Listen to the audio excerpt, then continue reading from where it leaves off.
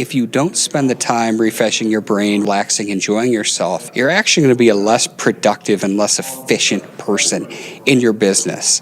And so by spending this time on yourself, you're going to be more productive. You're going to generate more profit in your business. You're certainly going to have a better relationship with your significant other. And if you have kids, you're going to be a more present parent.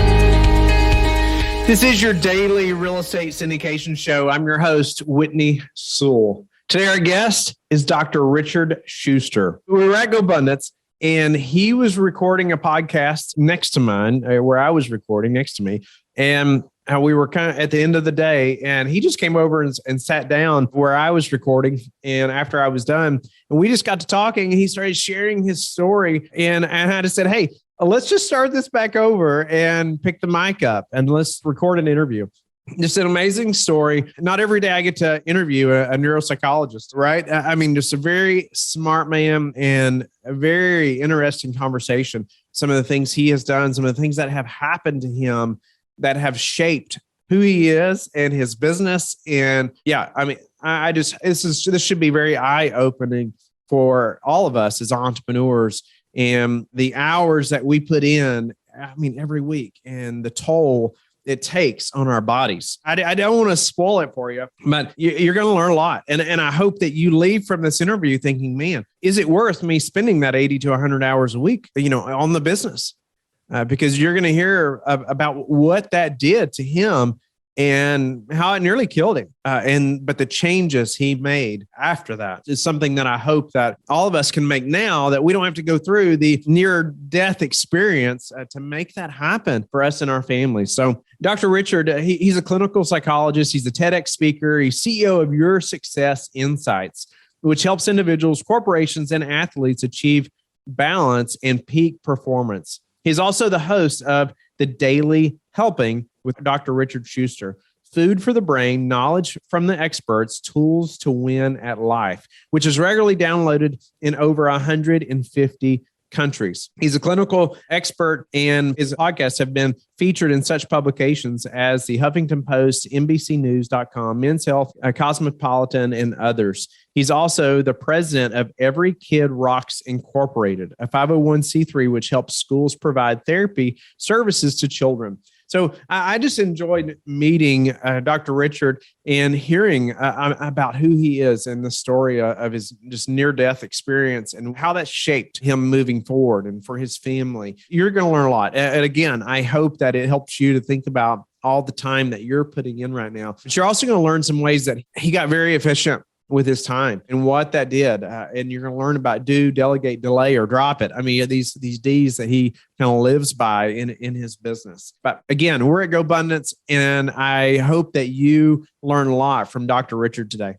I'm excited to be at GoBundance. I've met so many incredible people here the last 2 days. I have met so many people who create goals that are so big for themselves. They're achieving such big things. I've been so encouraged. I've been pushed in ways. I've been held accountable. There have been lots of great things. I hope that you as a listener are considering some type of mastermind, some type of way that you can keep pushing yourself, learning from others, something like GoBundance. However, that same thing can get you in a lot of trouble, right? That same drive. And, I was just speaking to another podcast host. He was sharing his story, and I said, hey, we should be recording this because I think a lot of our listeners, you'll learn a lot, and you're going to be able to relate to his story. And I hope that you'll listen because it's an incredible story. I mean, he shared like 5 minutes. I'm like, we got to record it. So Dr. Richard, thank you for coming over here, sitting down, asking about my show. So I could also ask you about yours and just hearing a little bit about your story. I knew that, hey, you're going to be a great guest. So, but give the listeners obviously a little more about who you are, a little bit of your background, because I want them to understand who you are so you can help them.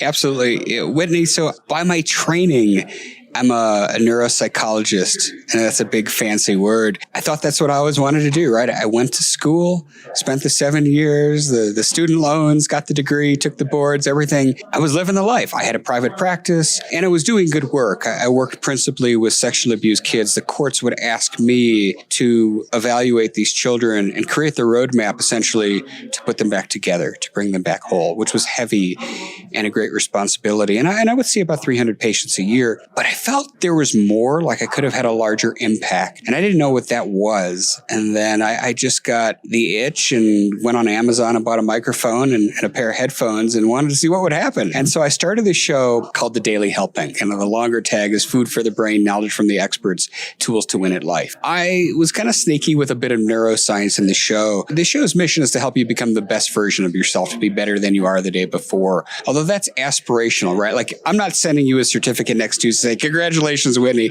you are the best version of yourself. Like, we are always striving to be better, but I wanted something tangible that I could do, that I could get the audience excited about. I knew, and because of my background and my dissertation actually was on the impact that technology like social media has on personality functioning. And I'll give you a quick spoiler alert.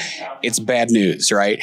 And so we as a society are so focused on this, right? Our cell phones and selfies and Snapchatting and all these things. But here's the secret about human beings: neurobiologically predisposed to feel good when we help other people. And so if I took any two people and put them in a room and hooked up real nerdy, real-time diagnostic imaging of their brains, and person A gave somebody $1,000 and person B received $1,000, and I took a look at what part of their brains are lighting up, it's the same part. Yeah, I won't bore you guys with neuroanatomy, but it's this ancient mammalian pathway called the mesolimbic system. Oh, I've heard of that. I mean, come on. Every right, of course. You're Whitney, right? Of course you have. And so what I did with my show is we have this show's movement. It's called the hashtag My Daily Helping movement. And it's to get 1 million people each and every day to commit acts of kindness and post it in their social media feeds using hashtag My Daily Helping. Because I know from habit forming standpoint and creating new neural pathways that if people are doing this every day, they're going to feel good about themselves. It's going to increase their happiness in general. Happy people pursue more goals and are healthier, and we kind of, a rising tide rises all ships, right? And we as a society get better. So that's what I did with the podcast. And eventually got really lucky. One day, NBC got a hold of me and asked me to collaborate with them on a couple of articles, what happens to your brain when you watch football, and some other things like that, which was really cool. Thankfully, I told them my podcast website, dailyhelping.com, and they linked to it. It was mostly my friends and family listening to my show in the very beginning. Literally overnight, there were people in 150 countries pulling me down, and guys whose books were on my shelves, like Jack Canfield and some of these other luminaries that we all put on pedestals as entrepreneurs, were reaching out to me and saying, can I come on your show? Now, outside, I'm saying, well, what led you to me? Inside, I'm saying, why in God's name Jack Canfield want to come on my show? And what they all started telling me is, well, because you're one of the foremost, influencers in personal development. And so when I got over the imposter syndrome associated with that, I said, okay, if I've got a platform, I need to leverage that platform in a way to help as many people as I can. And so the way that I knew how to do that, because of my background in corporate world first, and then as a psychologist second, was in the assessment space. And I wanted to create assessments. I hate the assessment industry, incredibly greedy. It really is pejorative. They nickel and dime people to death. And I wanted to be, disruptive. I wanted to be the Michael Dell of the assessment industry. And so I created an assessment company, which we're in a lot of different spots. We're in trauma for veterans and first responders. We're the only guys in the world that have an addiction and recovery tool that addresses the impact of racial discrimination and identifies resiliency factors that will help people who have been struggling with addiction remain sober, as well as identify those things that might make them fall off the wagon. We were in the corporate space with talent retention. We moved into athletics, which was really cool because I love sports. And so it was neat to start collaborating with athletes and doing these things. And the podcast gave me the clout and the relationship access to build and scale this company and ultimately exit from my work as a psychologist. That's really what happened. And it was living the dream, excited about the impact I was having, but there was a cost. I would say after 1,200, 1,300 interviews, you're the first neuropsychologist I've interviewed. It's so incredible to meet you. Yes, there was a cost. You pushed really hard. You were really good at what you do, obviously, or what you did. And that cost is what I want the listeners to hear about. I want to hear the change that happened because of this cost. And because I know that they'll all relate to that, whether they're passive investors and they're grinding every day in that W-2 position or even in their business, or if they're an active investor or operator, if you're a GP, you're pushing hard. Typically, you have those big goals like we've talked about. You're 10Xing that goal. You're trying to push harder. And so there's a cost. Share with us about this cost. And so the listener can resonate with your story. I think think as entrepreneurs, a couple of things happen. When you make the decision that you're going to build a business, if you're successful at doing it, you've got a why. And whatever the why is, whether it's to have the private jet and the yacht, whether the why is to provide stability for your family or do good in the world or create a legacy, whatever it is, we can very easily romanticize these crusades, right? And use them as a justification point to say, I'm going to work 17 hours today because the hustle is for the cause. And then the other amplifying aspect of that is you just, use the term 10X. Right. And so if you're in this space, you're probably also in the personal development space and you're consuming, Grant Cardone and you're consuming Tony Robbins and all these people who basically tell you to run through brick walls like the Kool-Aid man. Right. And so there is going to be, no matter how old you are, whether you're 25 or whether you're 55, eventually there's going to be a cost. And so for me, I was invincible. Right. So, I'm going to bring us back get in the time machine and take us back to June of 2020. And so we're peak COVID. I just had the 2 consecutive best quarters of my life. Like I pivoted very quickly. I had a digital technology business. So part of what we're selling is helping corporations save money by identifying employees that are struggling, right? Well, everybody was struggling with COVID. We were doing very, very well. Just did my first TED Talk. I was crushing it and I was having a blast. It wasn't like I hated my life. I hated my job, but I was just burning the candle at both ends. And I would start my day at 4:30, 5:30 in the morning with my morning routine. And it wasn't like I was doing lines of coke at 4:30 in the morning either. Like I was exercising, I was visualizing, and I had my journaling and my gratitude practice, and I would do meditating or qigong or something else that was really good. And then I would just roll into the day like an animal. And I'd stop, pop my head up to have dinner with my kids, and we'd do family dinner. And then like the Roadrunner, like as fast as I could be, I was back on my laptop till 11:30, 12 o'clock at night. And again, just kept telling myself, you're doing it for your family, you're building a legacy, everything's cool. And so this one night in particular, it was June 30th, 2020. I got off my last call because it was somebody who was in the Pacific time zone. So I got off this call and it was 11 o'clock at night. And I crushed it. Like, it was awesome. And we were going to do a joint venture. And I was so excited. And I come upstairs, a little stuffy. I popped a few Benadryl, and I went to bed. 2 hours later, I wake up and I felt off. And instinctively, I grabbed my wife's pillow and I yanked it out from under her head. Now, she's a Southern girl from Charleston, and she loves her sleep. And what she said to me in that moment, I won't say it on air because I don't want to have to put the expletive label on this podcast episode for you. In that moment, what I should have said was, something's wrong. I need help. What I said was, I'm sorry. And she rolled her eyes and said something under her breath and went back to sleep. I went back to sleep knowing anything was wrong, which was the stupidest thing I could have done. What ultimately saved my life 3 hours later was our puppy, our COVID puppy that we just bought, and we're crate training and doing a terrible job at that, by the way.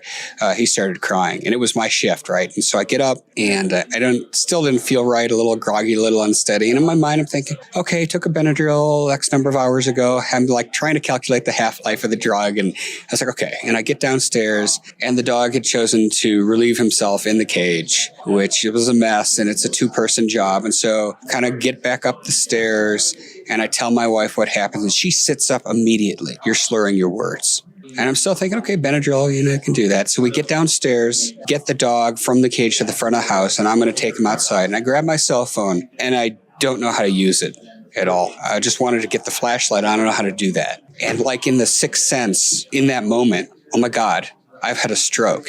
And then the horror set in that I realized that my brain has been bleeding since 2:30 in the morning, and I went back to bed. And now panic is setting in. So we grab the kids, we go to the hospital. My wife's crying, and I'm telling her, like, I got this, like, it's going to be okay. And she can't even come with me. So she drops me off at the front door of the hospital, and there's this plastic tent with somebody in a hazmat suit where you really have to kind of sell yourself on why you need to be in a hospital. And I say, I've had a stroke. And they're like, have you? And I'm like, yeah, I think so. I'm experiencing X, Y, and Z.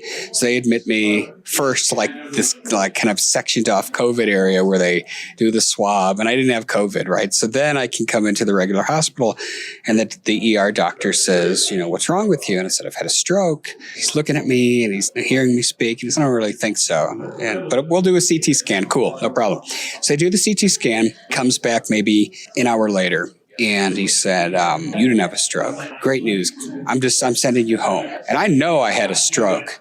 And I'm pretty easy to get along with, and I don't usually, get in people's face. But I pointed at this guy, and I said to him very plainly, I said, you listen to me now. I said, I've trained at the Cleveland Clinic. I know more about stroke than any person in this room right now. And you know that an ischemic stroke might not show on a CT, only an embolic stroke would. I need an MRI, and I need blood thinners, and you're going to give it to me right now. And I remember when I had my first job out of college was a sales job, and my mentor, my boss, told me if you make an offer, an ultimatum to a prospect, you look them in the eyes and you don't say anything, because whoever talks first gives in. And I just stared at this doctor. It was like this kind of Old West showdown, right? And so he relented. He gave me the MRI eventually. And then sure enough, there it was. And actually part of my brain, I promise you guys know neuroanatomy. I swear to God, this is the last part of this. So there is a part of my brain called the basal ganglia, which is where you see patients with Parkinson's, speech and motor movement. That's the basal ganglia. That's that area of the brain that gets really affected. I missed it by a millimeter. Literally, it was so close. And that's the difference between me being here or not. And even so, by the time they got me the blood thinners, my speech was severely impacted. Like my phone couldn't understand me. I did remember that I could use my thumbprint to get into the phone, but my thumbs would not let me text right. Like I knew in my mind the letters. I was trying to type the word stroke, instead of my brother, who's a physician. It took me like 40 minutes to write that text, like 3 words. I had a big facial droop. Like I was pretty bad off. And they did get me the blood thinners. That night, like I remember I was too afraid to go to sleep. I was just clutching this picture I'd brought up on my phone of my wife and my kids and our dog. And I was just saying to myself, just stay alive, stay alive. Surprise, like spoiler alert, I'm alive. I recovered. And when a guy with my lifestyle, the no drugs, the no drinking, the eating right, and I was 46, right? So partially because they want to know and partially because of risk management, they sent me to everything, every specialist you can imagine. So oncology to see if I have cancer, or endocrinology, every ology, right? I saw those guys. And there was nothing. And so ultimately when I met my neurologist and he's reviewing the results and he's asking me, and he's like, let me ask you something. He's like, how many hours do you work? And I was like, doc, let me tell you, I don't work. I love what I do. It's not work. And he got really irritated with me and he scrunched up his face. He says, Richard, how many hours a week do you love what you do? And I looked at him and I said, around 80. He's like, I'm going to tell you something. He's like, you have a choice to make. He's like, if you don't dial that back and change your lifestyle, something like this is going to happen again. And my wife puts her head in her hands and starts crying. He'll never stop working. He's an animal. So I committed at that moment. I said, okay. And I don't know where I got this number from. It just kind of downloaded into my brain. I said 25 hours a week for the rest of my life. I will never work more than that. And so that all sounded good. But then when I got home and I rejoined not the workforce, but when I started working again, I realized, I was like, well, how in the world am I going to do this? Because I was a LinkedIn animal. I would have meetings with whoever where there was an opportunity. I had my own team. I had my podcast. I had all these things I was doing, to say nothing of speaking engagements and the book I'm writing and all this stuff, right? And so I had to, out of necessity, create systems that allowed me to be as productive as I was before and make as much money as I did before while working much less. Would you mind if I shared a few of those things? Lionshare Bookkeeping believes the key to generating wealth is understanding where it comes from and where it needs to go. They provide bookkeeping and financial coaching exclusively to real estate investors, focusing on cash flow, strategy, and action. Go to lionsharebookkeeping.com/apartments to connect with them now. I'm sure the listeners would love to know what those systems work, because we all want to work that 25 hours, right? But I also want to highlight like this. I mean, none of us want to be at that point, right? I want to highlight you seem to be doing all the right things. You weren't that old. You were eating organic. You weren't doing drugs. You weren't smoking. You were that person that anybody would say, oh, that a stroke's not going to happen to him, right? It was unbelievable to me. It couldn't have happened to me. I mean, even though the signs were all there, and this is my clinical background, like I went to school for 7 years to learn about this, it didn't resonate with me. It didn't make sense until I knew I couldn't use my cell phone. And then I was like, oh God. But yeah, and I was invincible. I felt I was invincible because I had a morning routine and I did all this stuff. But completely stress related. Is that what you're thinking? Or 100% stress related. Now, listen, if you hate what you do and you have relationships that cause you emotional distress, that's worse. But work is work. Whether you love it or you hate it, work is work. And it will take a toll. And so that was the realization for me. And I hope, and it's something that I talk about often, that I can be the cautionary example, right? I can be the lesson so that everybody listening to this show, you don't have to go through what I went through. Because the likelihood is for most people who have a stroke, they don't recover all the way. I did. Most people don't. There's going to be, wherever it hits you in the brain, you're likely to have some sort of prolonged, lasting impact. And so it's just not worth it. What a blessing that you're here with us and able to share that story too. I know it is impacting thousands now, just as you and I have talked about. I know the listeners want to know how you're able to be as productive in 25 hours versus 80. I know they're wanting to do the same thing. Yeah. So the first thing that you need to do is you need to think about there's a number, and that number is for you, like how much money do you want or need? And what does that number actually equate to from a value and a purpose standpoint? So everybody's number is different, but if you know how much money you need to make in a given week, month, or year, anything beyond that, and this is an investing show principally, so we're supposed to be taking the extra money and putting it places.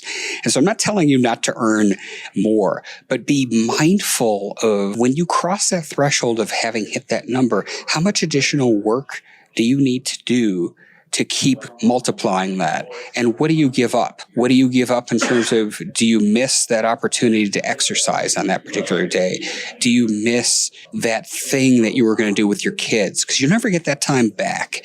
And so be mindful. So that's your framework. Just kind of have that in the back of your mind. In terms of actionable things, so I've created a filter. And what I mean by this is, so I have this kind of 3-tiered checklist that I put people through to get on my calendar. Here's how it goes for me. Number 1 is the person sitting across from me who potentially wants to have a Zoom call or whatever it is.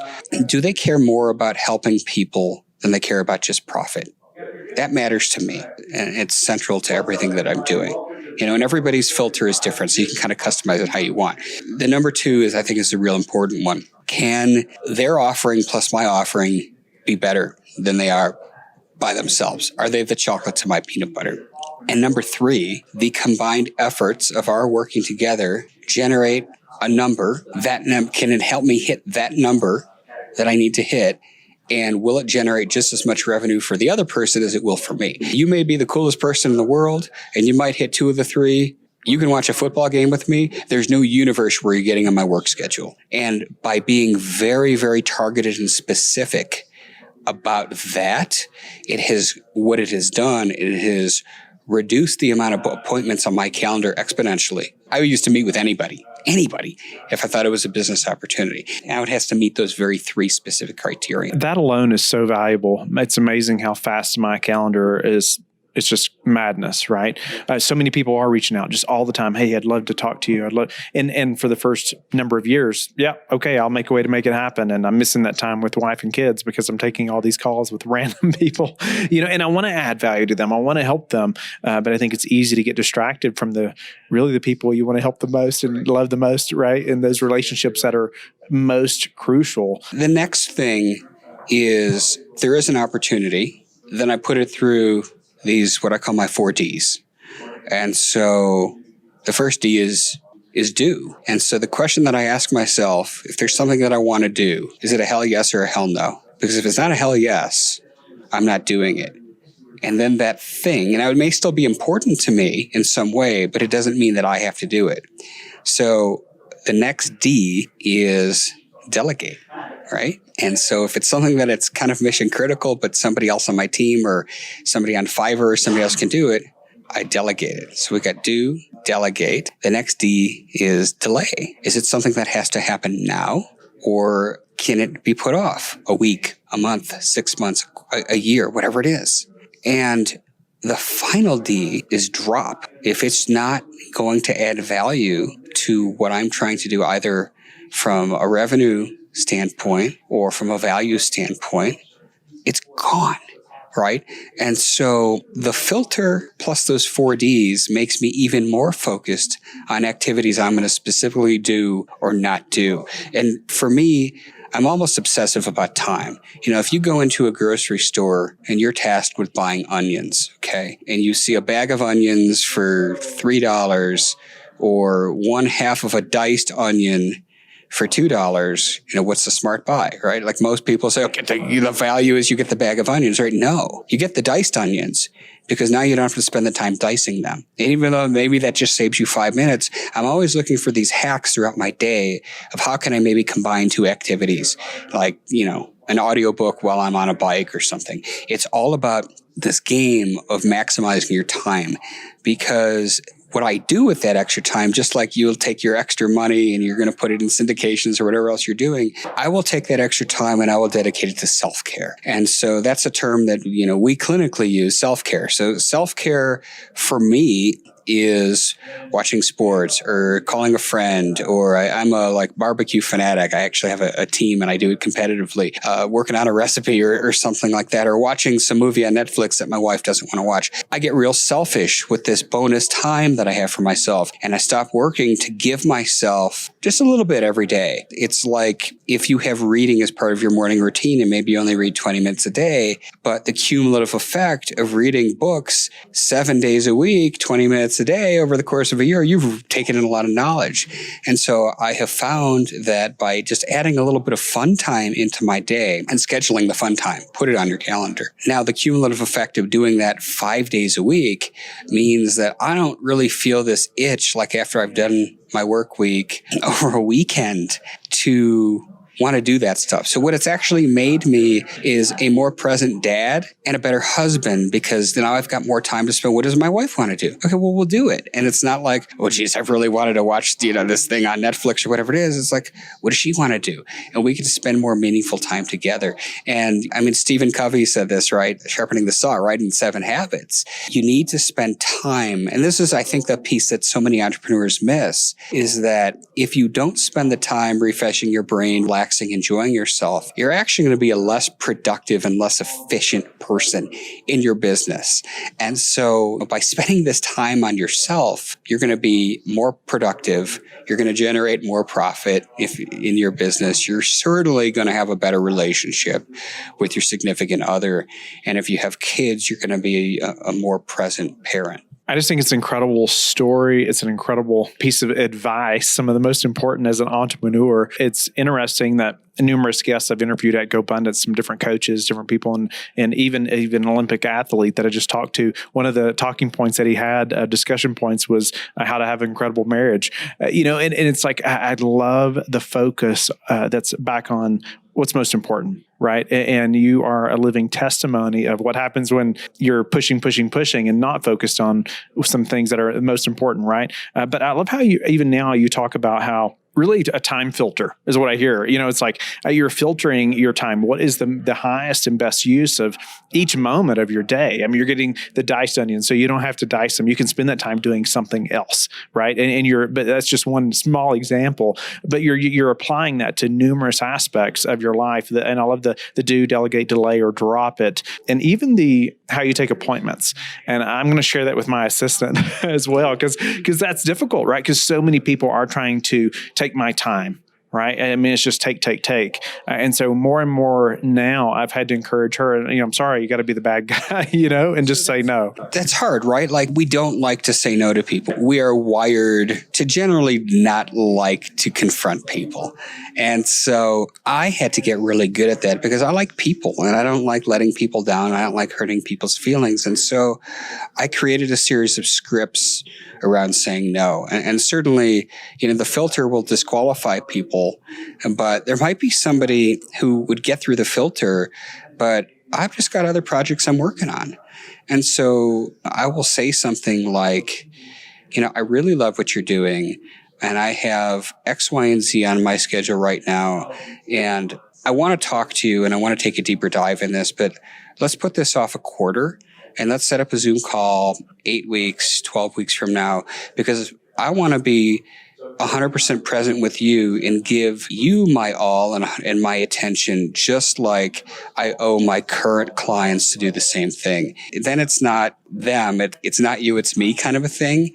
But it allows you to kick the can down the road and perhaps, not lose out on that engagement while still being able to keep your plate not for overflowing. We all know what our capacities are, and there's certainly ways. Look, like if your business is scaling like crazy, you implement systems, you bring in people, like you can deal with that. But at the end of the day, you're driving the boat. And so you need to be the captain in terms of what you're going to allow on, like who's coming on your boat, and for me, like I know, like I only take on so many clients at a time, or we only, take on some of these massive things at a time, just because I don't want to have to do all of these things, because whatever you say yes to, you're saying no to something else. And I don't want the no to ever again be my wife or my kid. I love that. I don't want the no to be my wife and my kids. And I think that's even I haven't thought about it like that, but when you're saying yes, instead of saying no to this person, because you don't want to say no, you are saying no to your wife and your kids, to the time you could be spending with them.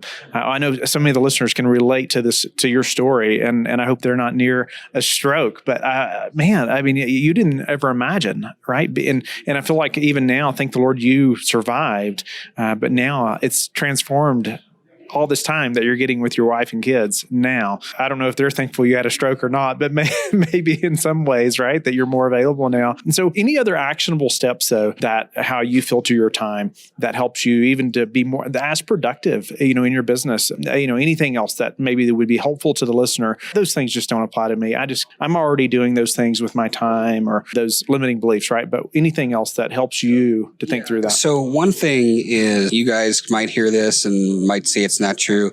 The science on this is very clear. And if you were here and you disagree, I would be able to show you voluminous amounts of data that says this is the truth. Multitasking is a myth. And focused attention is also like gasoline in a tank. Whatever your most complex tasks are that are going to involve the greatest amount of mental energy, you tackle them first thing. Start your day with your hardest activity and know yourself in terms of pacing. I will schedule little breaks in the day. Sometimes they're just 5 or 10 minutes, but they're helpful because the data is also clear that people cannot just sit. There's diminishing returns the longer you're looking at a screen, the longer you're doing something without taking a break. And don't just pause whatever you're doing and then just open up a web browser and check your stocks or whatever else. Literally get up from your desk, go do something else, go for a walk.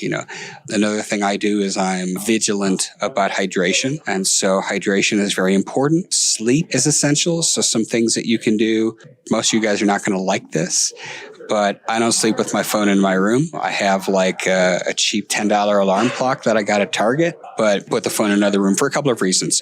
If I wake up in the middle of the night, I want to just turn back over and go back to sleep. I don't want to see, well, how did the Braves do today, right? I don't want that distraction. The other thing, and well, to a degree, Apple and Google have addressed this a bit, is that the light of our phone, the frequency, the spectrum of blue light in particular, is something that signals your brain. And so your brain will start producing neurotransmitters and chemicals telling you, hey, guess what? Like it may be 3 a.m. It's telling your brain it's time to wake up. And so there are these different stages of sleep. And if we don't get quality deep sleep, which is involved in physical restoration. So our health in terms of if we have an injury or if we just need to rest our bodies, and, particularly in a COVID world, physical restoration is huge. So you need deep sleep.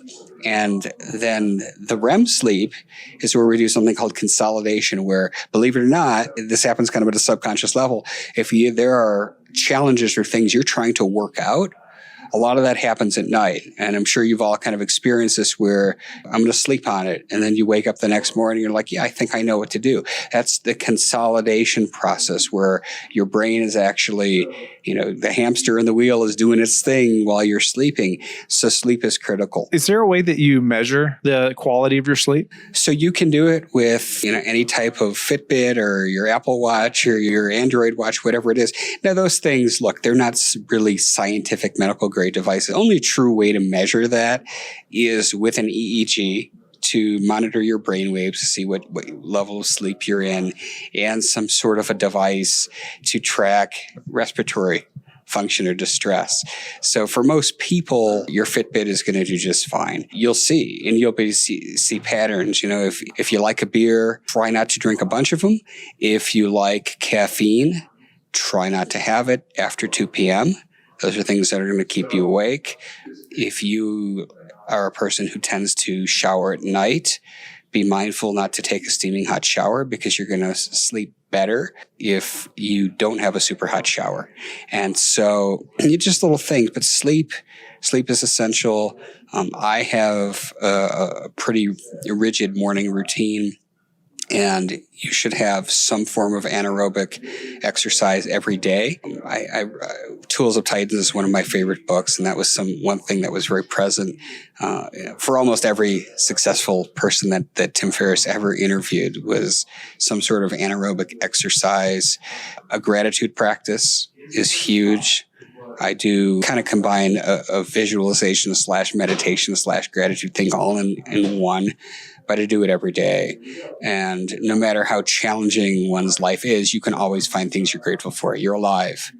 You have a wife. You have friends. You have a roof over your head. You have food to eat. So it's just really the culmination of doing all of these things. And I did a lot of those things before the stroke. It was the timepiece that helped me a lot. And I used to stay up on my phone for hours, reading what recruits my team was, after or something like that. So I didn't do anything. And I didn't even know we were going to talk about sleep, but it's something my wife and I talk about often. And we've tried to do a lot better about sleep over the last couple of years.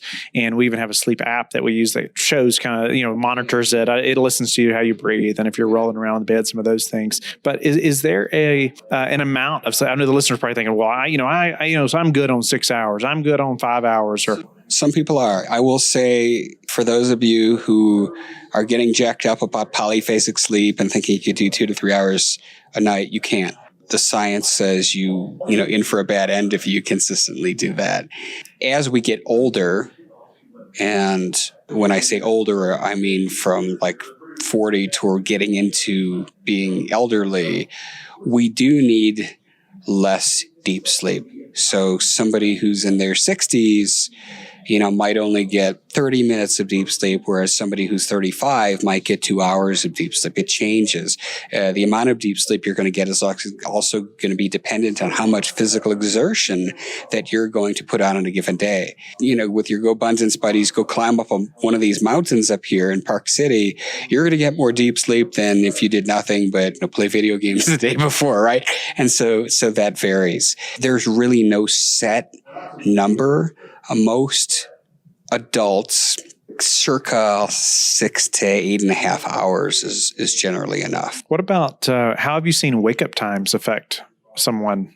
I've heard different people say, well, if I can wake up in the top of my sleep cycle, or waking up at 4:20, I was a better, I just felt so much better than if I didn't wake up till 5. So the thing with that, really, over the course of a day, it doesn't really matter much. If you wake up, depending on what cycle you're in. So if you're in deep sleep and somebody wakes you up, you are going to feel like you're drunk, and you're going to feel really groggy, and you're going to feel like crap. And it'll pass, but it's just because of what brain state you're in at the time versus light sleep. So what a lot of these sleep apps are doing, once they start to learn kind of your rhythm, it is a rhythm. And if you go to bed at the same time, you're generally going to wake up at the same time, save for, dogs barking or children or whatever else. And so then the apps can kind of figure out, okay, so Whitney's in light sleep at 5:40, but he might be in deep sleep at 6:20. So I'm going to wake him up at 5:45, right? And so a lot of the apps, and like the Oura Ring can do that, and the Apple Watch, I think, can do that. I've got a Samsung one, but so that's what that's about. If it's derailing your whole day, that's just mental. I mean, it's really not true. But yes, you will wake up feeling more rested if you wake up on the right cycle. No, I appreciate that. My wife and I have discussions about sleep and times of getting up. And anyway, I've just enjoyed the conversation so much, Richard, and just being transparent about, what happened to you, right? I know you're helping thousands now. One final question before we have to wrap up, but how do you like to give back? Everything that I do has a giving back component. My wife and I have a charity called Every Kid Rocks, which provides therapy services for kids. And then with everything that we're doing with my tech company, Your Success Insights, we have a giving back component. So for example, our trauma tool for first responders, we give 10% of all of the proceeds from that to a nonprofit up north, which provides college scholarships to the children of fallen first responders. So giving back is central to everything that I do. And there's a lot of different ways I do it, but that's just a couple examples. Dr. Richard, I'm so grateful you came over here and sat down and we got to have a conversation and just we were able to record it at the same time. So absolute pleasure to meet you, have you on the show and get to do it in person, which I don't get to do often enough. So honored to meet you. How can the listeners get in touch with you or learn more about you? Maybe they may not get to have a meeting with you, but where can they learn more about you? So the mothership for me is drrichardschuster.com. And I bought every possible domain spelling this, so I challenge you to try and spell it wrong. But it's actually drrichardschuster.com. And if you want to check out the show, that is thedailyhelping.com. Dr. Richard, pleasure to have you on the show. Hope you have a blessed day. Thank you for being a loyal listener of the show. Please subscribe and share it with your friends. We want to help you become the passive investor you've always wanted to become, but also the operator you've always wanted to become. We want to be the number one resource for your real estate investing journey.